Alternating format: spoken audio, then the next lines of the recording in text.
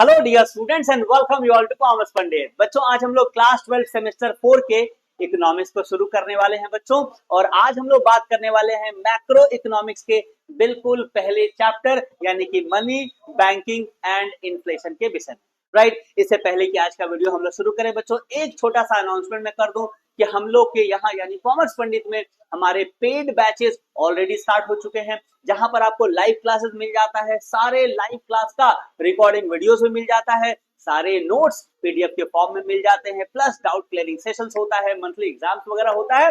अगर आप इंटरेस्टेड हो जरूर से जरूर ज्वाइन कर लो बच्चों, वहां पे जबरदस्त टोटल प्रिपरेशन होता है। बाकी यूट्यूब पे जितना मेरे से हो पाएगा बच्चों उतना ज्यादा मैं कंटेंट आपके लिए क्रिएट करने का प्रयास करूंगा, लेकिन फिर भी यूट्यूब पे सारा पॉसिबल तो है नहीं, मैक्सिमम पॉसिबल मैं अपनी तरफ से आपको सपोर्ट करने का, हेल्प करने का प्रयास करूंगा। ठीक है, आओ चलो आज हम लोग बात करते हैं कि आज के पहले वीडियो में मनी, बैंकिंग एंड इन्फ्लेशन के बिल्कुल पहले वीडियो में हम लोग क्या सीखने वाले हैं बच्चों। तो सबसे पहले हम लोग बिल्कुल पहला टॉपिक यानी कि मनी, इसके विषय में हम लोग बात करने वाले हैं। और मनी आप जानते हो बच्चों, पैसा, पैसे का क्या महत्व है भाई, ये तो सब कोई को पता है।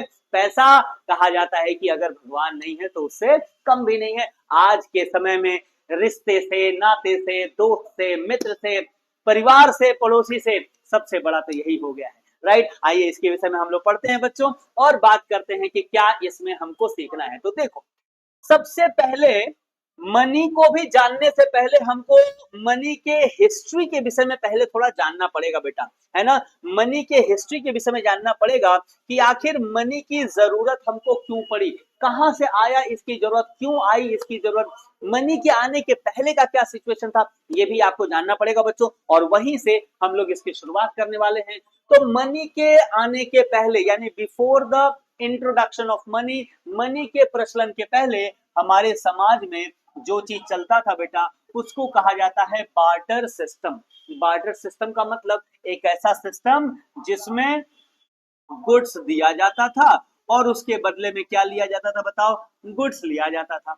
और कई बार में भी हम लोग गुड्स देते थे और इसके बदले में हम लोग क्या ले लेते थे, सर्विस ले लेते थे, या सर्विस देते थे इसके बदले में गुड्स या सर्विस ले लेते थे। यानी गुड्स फॉर गुड्स और गुड्स फॉर सर्विस और सर्विस फॉर गुड्स, इन चीजों का जब हम लोग लेन देन करते थे ना बच्चों, क्योंकि पैसा तो था नहीं, मनी तो था नहीं, तो हम लोग क्या करते थे उस समय, अपने पास, मेरे पास जो सामान है, फॉर एग्जांपल देखो, यहाँ एग्जांपल देखोगे तो समझ में आ जाएगा। यहाँ पर एक बंदा है जिसके पास क्या है बताओ, ये बनाना है, और दूसरा बंदा है उसके पास क्या है बताओ, ये एप्पल है।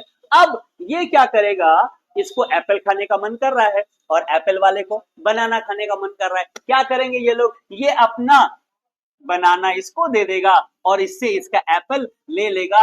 अगर ये लोग ऐसा काम करेंगे तो इस सिस्टम को क्या कहा जाएगा बेटा, इस सिस्टम को कहा जाएगा barter system, because no money was involve into it. इस ट्रांजैक्शन में कोई मनी तो इन्वॉल्व नहीं था, एक ने अपना सामान दिया, दूसरे ने अपना सामान दे दिया और ये ट्रांजैक्शन कंप्लीट हो गया। इस प्रोसेस को ना, पैसे के आने के पहले इसी प्रोसेस को फॉलो किया जाता था। इसको क्या कहा जाता था बताओ, इसको बार्टर सिस्टम कहा। बेसिक समझ में आ गया। अभी और इसके विषय में हम लोग आगे चलेंगे तो और डिटेल में समझ में आएगा, थोड़ा इसका थ्योरी पढ़ लेते हैं। ठीक है, तो देखो लिखा हुआ है कि the barter system is the oldest system. Oldest system इसको कहा जाता है, सबसे पुराना ये सिस्टम था जिसके जरिए हम लोग क्या करते थे बेटा, एक्सचेंज करते थे, यानी सामानों का लेन देन किया करते थे। Where goods and services are directly exchange for other goods and services, जहां पे हमारे पास जो गुड्स या सर्विस रहता था उसको हम लोग दूसरे को दे देते थे और दूसरे के पास जो गुड्स एंड सर्विस था उसको हम लोग ले लेते थे without the use of money. इसमें पैसे का कोई भी यूज होता ही नहीं था, सामान दिया जाता था, सामान लिया जाता था। आज भी देखो बहुत सारी जगहों में, गांव देहात में आज भी लोग प्यार मोहब्बत में, हालांकि अब तो पैसे का हर जगह प्रचलन हो गया, लेकिन फिर भी प्यार मोहब्बत से आज भी लोग अपने जो यहाँ पे सामान रहता है उसको दूसरे को दे देते हैं और दूसरा आदमी भी उसी प्यार से अपने सामान को शेयर करता है। ठीक है, हालांकि आज किया जाता है प्यार मोहब्बत में, पहले किया जाता था मजबूरी में, क्योंकि पैसा यानी मनी उस समय था ही नहीं। क्लियर हो गया यहाँ तक। अब आ जाओ, यहां लिखा हुआ है कि in this system people satisfy their want by mutual exchange. यहां पर लोग अपनी जरूरतों को, अपने वांट को पूरा कैसे करते थे, म्यूचुअल एक्सचेंज से। यानी एक के पास मान लो वीट है, वो अपना वीट दे देता था, दूसरे के पास एक कपड़ा ले लेता था या मिल्क देकर राइस ले लेता था। इस तरह से सामानों के बदले सामान या सामानों के बदले सर्विस या इस तरह का कोई भी पैसे को छोड़कर सामान के बदले सामान या सामान के बदले सर्विस, इस तरह का जब एक्सचेंज होता था तो क्या कहलाता था? बार्टर सिस्टम कहलाता था। ठीक है, ये आपको समझ में आ गया। अब यहां पर एक्चुअली में एक्स्ट्रा आपको क्या पढ़ना है? आपको पढ़ना है और समझना है बेटा कि इस बार्टर सिस्टम में क्या लिमिटेशन था, क्या इसकी कमी थी, किस वजह से बार्टर सिस्टम को हटाकर हमको मनी का सिस्टम लाना पड़ा, क्योंकि कुछ तो इसमें कमी रहा होगा और जरूर आपको समझ में आ ही रहा होगा, बहुत सारी कमियां थी इसमें, जिसकी वजह से बार्टर सिस्टम को हटा दिया गया और उसकी जगह क्या लाया गया? हमारी सोसाइटी में मनी का इंट्रोडक्शन हो गया और आज हम लोग मनी को यूज करते हैं और यूज करके अपने सारे नीड को, डिमांड को पूरा करते हैं, गुड्स एंड सर्विसेज को हम लोग बाई करते हैं, एक्सचेंज करते हैं। ठीक है, तो इसका क्या लिमिटेशन था, सबसे पहले हम लोग इसको समझेंगे। इसको समझने से हमारा फायदा क्या हो जाएगा कि जो बार्टर सिस्टम का लिमिटेशन है ना बेटा, वही एडवांटेज है या नीड है या जरूरत है या इंपॉर्टेंस है, किसका बताओ? मनी सिस्टम का। वही उसका फंक्शन भी बन जाता है मनी सिस्टम का, जो हमारे सिलेबस में शामिल किया गया। हमारे सिलेबस को जब आप ध्यान से देखोगे, हालांकि सिलेबस के ऊपर मैंने वीडियो ऑलरेडी बना दिया है, आप देख लेना, नहीं देखा होगा तो, उसमें बिल्कुल पहला जो टॉपिक है वो money and function of money. और फंक्शन ऑफ मनी कहां से आएगा? यहीं से आएगा। ये समझ में आ गया ना? यानी बार्टर सिस्टम का जो लिमिटेशन था वही फंक्शन बन जाएगा, वही एडवांटेज बन जाएगा, वही इंपॉर्टेंस बन जाएगा किसका? मनी सिस्टम का। उसको भी डिस्कशन करेंगे। आओ पहले हम लोग ये समझते हैं कि भाई क्या होता है इसका लिमिटेशन, इसकी कमियां क्या थी, क्यों बार्टर सिस्टम बंद कर दिया गया। तो देखो, सबसे पहले इसका जो लिमिटेशन था वो था lack of double coincidence of want. बहुत अच्छे से प्यार से समझना बच्चों, सिर्फ डबल कोइंसिडेंस ऑफ वांट, इसके ऊपर ही 2 नंबर का क्वेश्चन पूछ लिया जाता है। सिर्फ इस टॉपिक में पूछेगा कि what do you mean by double coincidence of want, और 2 मार्क्स का क्वेश्चन बन जाता है। तो देखो, डबल कोइंसिडेंस ऑफ वांट्स का क्या मतलब है कि मान लो कि 2 बंदे हैं, है ना, कौन है? ए है और बी है। एकदम ध्यान से प्यार से समझना। ए को बनाना चाहिए और बी को एप्पल चाहिए। याद रखना, ए के पास ए को क्या चाहिए? बनाना चाहिए, और बी को क्या चाहिए? एप्पल चाहिए। अगर इन दोनों का वांट एक दूसरे से रिलेटेड है तब तो भाई इन दोनों के बीच में ये क्या कर देगा? अपना वाला एप्पल दे देगा और इसका वाला बनाना ले लेगा। ठीक है ना? लेकिन सोचो तो, मान लो कि ए है और यहां पर सी है। ठीक है ना? हम लोग एग्जांपल लेते हैं, थोड़ा चेंज करते हैं।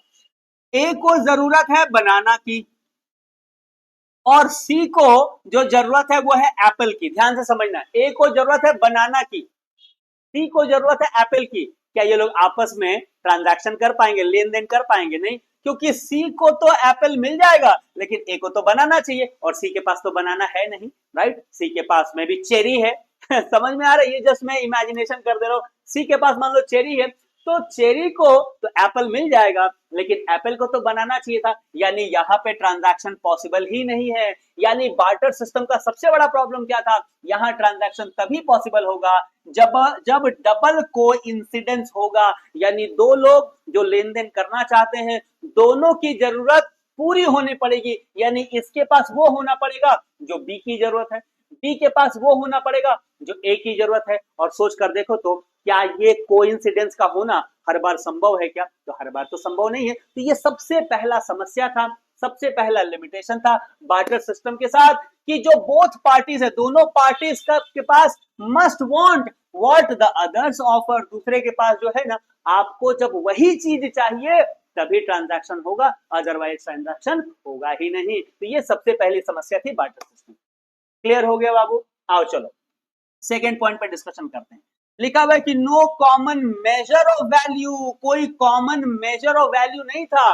सोच कर देखो, चलो एक एप्पल वाले को ना, या ए को चाहिए बनाना, बनाना वाले को चाहिए एप्पल, लेकिन ये कितना पीस एप्पल इसको देगा और ये कितना पीस बनाना इसको देगा, इसका वैल्यू यानी एप्पल का कितना दाम है, बनाना का कितना दाम है, ये कौन डिसाइड करेगा? बताओ कौन? इसका कोई कॉमन वैल्यू तो है नहीं।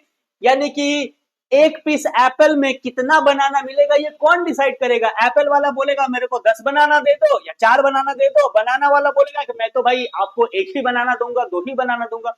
तो कोई कॉमन वैल्यू ही नहीं था, क्योंकि गुड्स फॉर गुड्स हो रहा है। इसी तरह से यहां पर तो खैर ट्रांजैक्शन ही पॉसिबल नहीं है। सो पॉइंट क्या है बच्चा लोग? कोई कॉमन वैल्यू नहीं। आज मनी के युग में हर चीज का एक वैल्यू है ना। हमको पता है कि एप्पल का एक वैल्यू है, बनाना का एक वैल्यू, और वो वैल्यू हम लोग किस टर्म में मेजर करते हैं? मनी के टर्म में। लेकिन ये तो वो समय था जब मनी था ही नहीं, तो कॉमन वैल्यू देना या कॉमन मेजर देना ताकि उनका वैल्यू का पता चल सके किस चीज का कितना वैल्यू है, तभी तो एक्सचेंज होगा ना बेटा। क्योंकि एक एप्पल को देके एक बनाना लेगा, एप्पल वाले का तो लॉस हो जाएगा क्योंकि एप्पल तो महंगा चीज है।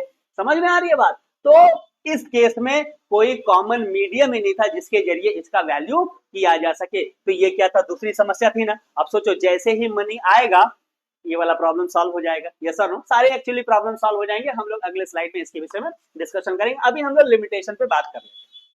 तीसरा लिमिटेशन क्या था, देखो, difficulty in storage of wealth. बहुत इंपॉर्टेंट बात है, सोच कर देखो, आज हमारे पास पैसा अगर आ जाता है तो हम उसको सालों साल उसको स्टोर कर सकते हैं ना, उसको जमा करके रख सकते हैं, अपनी संपत्ति को हम जमा करके रख सकते हैं। लेकिन सोचो तो इस सिचुएशन में तुम्हारे पास कोई सामान आ गया, उस सामान को तुम जमा करके रख पाओगे?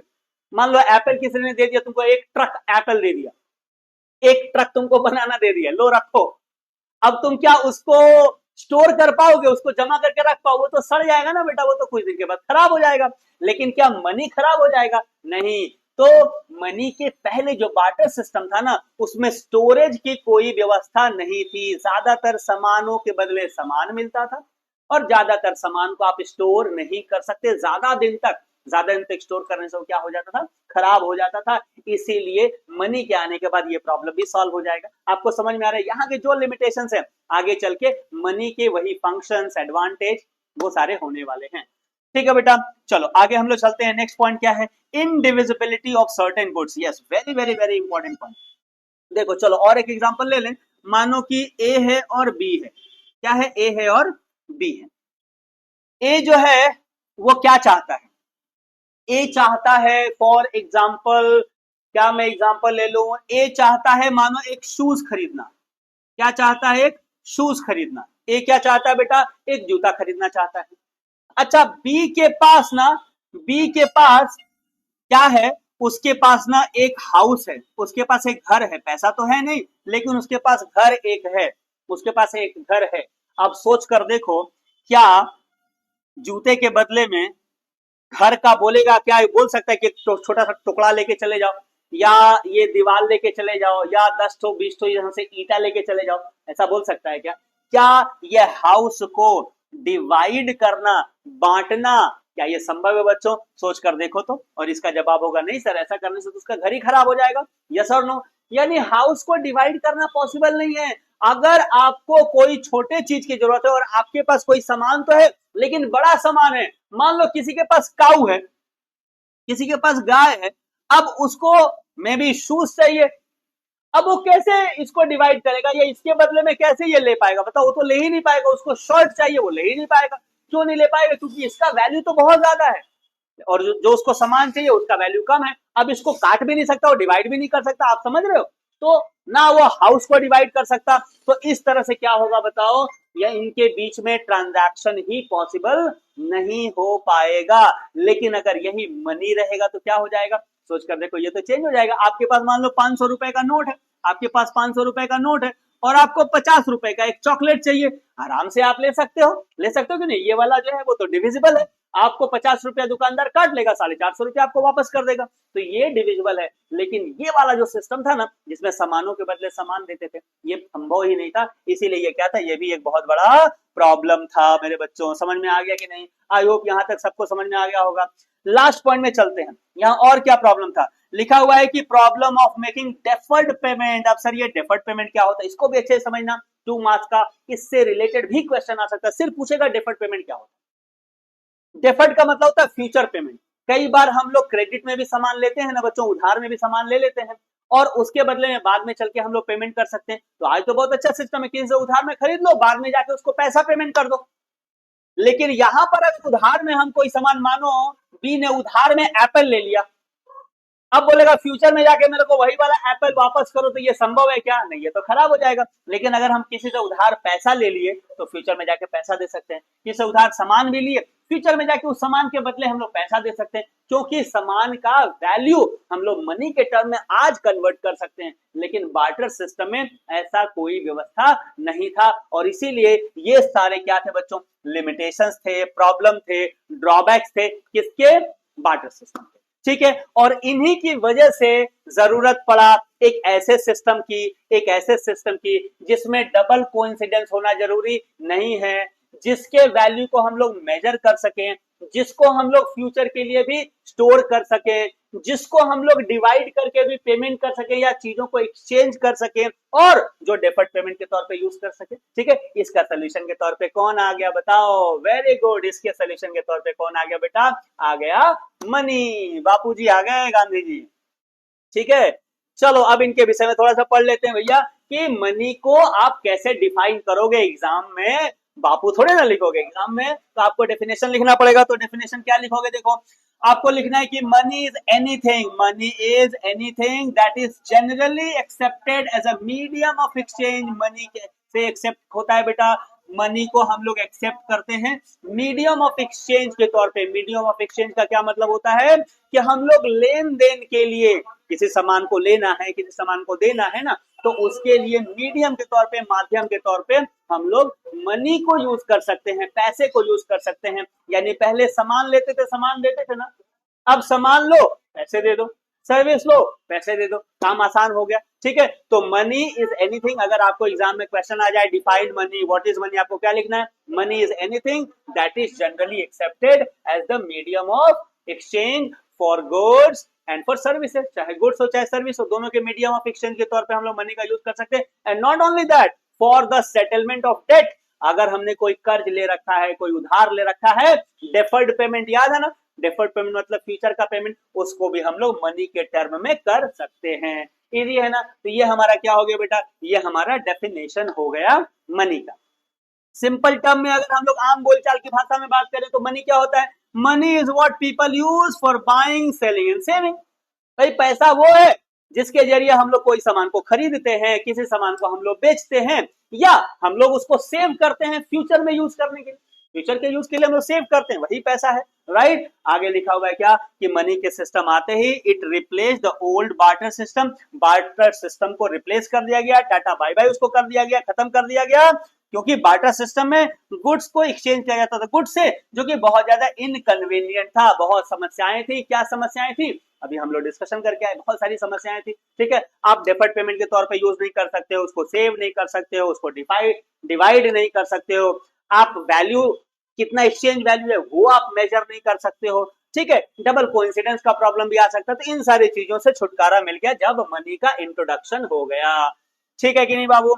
चलो अब हम लोग बात करने वाले हैं रियल जो हमारे एग्जाम में आने वाला है। यानी कि एग्जाम में क्या आएगा सर? तो एग्जाम में आपसे पूछा जाएगा what is money and what are the functions of money. Functions पूछा जाएगा आपका। ये बड़ा क्वेश्चन, डिस्क्रिप्टिव क्वेश्चन बन जाएगा बच्चों, इसीलिए इसको ध्यान से समझना। हालांकि इसमें बहुत कुछ नया चीज नहीं है, जो वहां बार्टर सिस्टम का लिमिटेशंस था ना, वही यहाँ का फंक्शन बन जाता है। चलो देखते हैं। तो सबसे पहला फंक्शन क्या है बताओ? Medium of exchange. बिल्कुल, एक्सचेंज के मीडियम के तौर पे हम लोग इसका यूज करते हैं। पहले गुड्स देते थे, गुड्स लेते थे, या गुड्स देते थे, सर्विस लेते थे। अब क्या देते हैं हम लोग? हम लोग गुड्स ले लेते हैं, सर्विस ले लेते हैं, उसके बदले में पैसा दे देते हैं। Money is used as a medium of exchange, used to buy and sell goods and services. Goods and services को बाय करने के लिए या सेल करने के लिए हम लोग इसका यूज करते हैं। दूसरा इसका क्या फंक्शन है बेटा? Major of value. अब किसी भी चीज के वैल्यू को हम लोग मेजर कर सकते हैं। इस पेन का क्या वैल्यू है? पैसे के रूप में हम लोग बता सकते हैं। इस बोर्ड का क्या वैल्यू है? पैसे के रूप में हम लोग बता सकते हैं। इस टी शर्ट का क्या वैल्यू है? पैसे के रूप में हम लोग बता सकते हैं। राइट, तो अब पैसे के इंट्रोडक्शन से किसी भी चीज का वैल्यू लगाना बहुत आसान है। और वैल्यू कैसे लगता है ये तो आपको समझ में आता है। जिस चीज का डिमांड ज्यादा होता है उसका वैल्यू बढ़ता है, जिस चीज का डिमांड कम होता है उसका वैल्यू गिरता है। सो डिमांड और सप्लाई के लॉ से किसी भी चीज का वैल्यू या प्राइस डिसाइड हो जाता है। ठीक है ना? तो लिखा हुआ है measure of value act as the unit in which value of goods and services are express. तो सिंपल है, हम लोग मनी के टर्म में किसी भी चीज का वैल्यू एक्सप्रेस कर सकते हैं, प्रेजेंट कर सकते हैं। तीसरा फायदा इसका क्या है? Store of value. हम लोग इसको फ्यूचर के तौर पे स्टोरेज भी कर सकते हैं। पैसा है, आप रख दो भाई, आप सालों साल पैसा रख सकते हो। इवन आप बैंक में भी पैसा रख सकते हो, घर में भी रख सकते हो, ये तो खराब होने वाला चीज है नहीं। तो आप इसको फ्यूचर के स्टोरेज के तौर पे भी यूज कर सकते हो। It can be saved and used in the future. ठीक है बेटा? नेक्स्ट हमारा क्या फंक्शन है मनी का? Standard of deferred payment. Deferred payment के स्टैंडर्ड के तौर पे भी यूज हो सकता है। आज हमने किसी से लोन ले लिया, बैंक से लोन ले लिया, 5 साल का लोन लिया, 5 साल के बाद हमको क्या चुकाना है, हमको पैसा ही चुकाना है, पैसा हम चुका देंगे, अगर हमारे पास पैसा रहेगा तो पैसा चुका देंगे। तो मनी फ्यूचर पेमेंट के तौर पे भी हम लोग को यूज कर सकते हैं। अगर हमने आज के से उधार में सामान ले लिया, फ्यूचर में उसका पैसा दे देंगे, क्योंकि हर एक चीज को तो हम पैसे के रूप में मेजर कर सकते हैं। तो हमको पता चला आज 10,000 का सामान उधार में लिया, अगले महीने हम उसको पेमेंट कर दिए। तो मनी हमको हेल्प करता है डेफर्ड पेमेंट को सेटल करने में, helps in making credit transactions and settling debt. Clear है ना बेटा? फिफ्थ इसका फंक्शन क्या, यही सारे फंक्शंस आते हैं बच्चों, और ये बस आपको याद कर लेना, बहुत सिंपल है। ट्रांसफर ऑफ वैल्यू, अच्छा अगर हमारे पास कोई एक चीज है, कोई वैल्यूएबल चीज है, इसको हम ट्रांसफर करना चाहते हैं। मान लो कि मेरे पास एक घर है, हम इसको बेचना चाहते हैं, कैसे बेचें? अब पहले के सिचुएशन में इसको डिवाइड करके बेचना तो पॉसिबल ही नहीं था, और इसका जितना वैल्यू है उतने वैल्यू का दूसरा आदमी भी सामान देने को मेरे को तैयार हो, ये डबल इंसिडेंस खोजने में तो जन्म लग जाएगा। लेकिन आज तो आसान है, मैं इस घर का एक वैल्यू लगा दूंगा, वो पैसे के रूप में जो देने को तैयार होगा, हमारा ये एक्सचेंज जो है वो पॉसिबल हो जाएगा। सो कोई भी वैल्यूएबल चीज है उसका ट्रांसफर आज मनी के वजह से बहुत ज्यादा आसान हो गया, क्योंकि हर एक चीज को मनी के रूप में हम प्रेजेंट कर सकते हैं, वो मनी जो पेमेंट करेगा उनके बीच में ट्रांजैक्शन हो जाएगा। Enable easy transfer of wealth from one person to another person. ठीक है बच्चों, तो हम लोगों ने आज क्या समझा? हम लोगों ने समझा मनी क्या होता है, और उससे भी पहले हम लोगों ने समझा कि मनी का जन्म क्यों हुआ। तो बार्टर सिस्टम क्या होता है हम लोगों ने समझा, बार्टर सिस्टम के क्या लिमिटेशंस होते हैं ये हम लोगों ने समझा, मनी का डेफिनेशंस क्या होता है ये हम लोगों ने समझा, और मनी के फंक्शंस क्या होते हैं ये हम लोगों ने समझा। आई होप आपको बहुत अच्छे से समझ में आ गया होगा बच्चों। इसके आने वाले वीडियोस में हम लोग मनी से रिलेटेड और कुछ टॉपिक को डिस्कशन करेंगे, लेकिन एक चीज मैं और बता दूं कि हमारे पेड बैच ऑलरेडी शुरू हो चुके हैं। अगर आप डिटेल्स में, डेप्थ में, टोटल सिलेबस का प्रिपरेशन करना चाहते हो बच्चों, क्योंकि देखो मैं फिर से बताऊं, यूट्यूब पे सारा का सारा टोटल कंटेंट देना तो शायद पॉसिबल नहीं हो पाए, क्योंकि हम लोग दिन भर पूरे क्लास में बिजी रहते हैं। फिर भी मैं अपनी तरफ से कोशिश करूंगा मैक्सिमम पॉसिबल कंटेंट देने के लिए।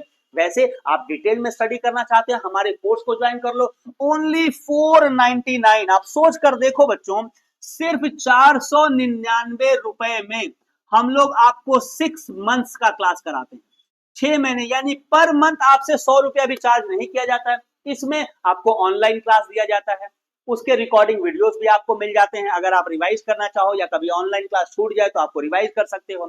पीडीएफ में सारा नोट्स मिल जाता है, जिसमें आपके क्वेश्चन होते हैं, सारे अलग अलग तरह के क्वेश्चन आपको मिल जाते हैं, डाउट क्लियरिंग सेशंस हो जाता है, मंथली एग्जाम्स होते हैं, ये सारा का सारा चीज सिर्फ 499 6 महीने के लिए, प्लस मेरा टोटल आपका पर्सनल ऑब्जर्वेशन, गाइडेंस, आपके साथ question answer, every single thing उसमें इंक्लूडेड रहता है बच्चों। अगर आप 499 अफोर्ड कर सकते हो तो जरूर इस फोन नंबर पे कॉल करो बच्चों, ये हमारा व्हाट्सएप नंबर है, यही कॉलिंग नंबर है, इस पे कॉल करके आप ज्वाइन कर सकते हो। और अगर आप 499 भी अफोर्ड नहीं कर सकते हो, कोई प्रॉब्लम वाली बात नहीं, इस चैनल पे बने रहो, नए हो तो सब्सक्राइब कर लो बच्चों। बहुत सारा कंटेंट जितना मेरे से पॉसिबल होगा मैं इसमें अपलोड करने का प्रयास करूंगा बच्चों, लेकिन सारा कंटेंट शायद पॉसिबल नहीं होगा, इसीलिए किसी अच्छे बुक को ले लेना, वहां से जरूर पढ़ लेना। और बाकी किसी टीचर की बात हो तो बहुत सारे टीचर तो इतना 1 महीने में फीस चार्ज कर लेते हैं जितना हम लोग 6 महीने का चार्ज कर रहे हैं। ठीक है, बाकी आप बुद्धिमान हो, आपको समझ में आता है आपका किस में बेटरमेंट है, जैसा आप चाहना वैसा करना। बाकी ये वीडियो देखने के लिए आपका बहुत बहुत शुक्रिया। वीडियो अच्छा लगा होगा प्लीज इसको लाइक कर देना, कमेंट करके बताना बच्चों, और जितने आपके 4th सेमेस्टर के फ्रेंड्स हैं सबके साथ प्लीज शेयर कर देना, ये मेरे लिए आपका सपोर्ट होगा। Thank you so very much, wish you all the very best. मिलते हैं अगले वीडियो में, तब तक अपना ख्याल रखना। जय हिंद।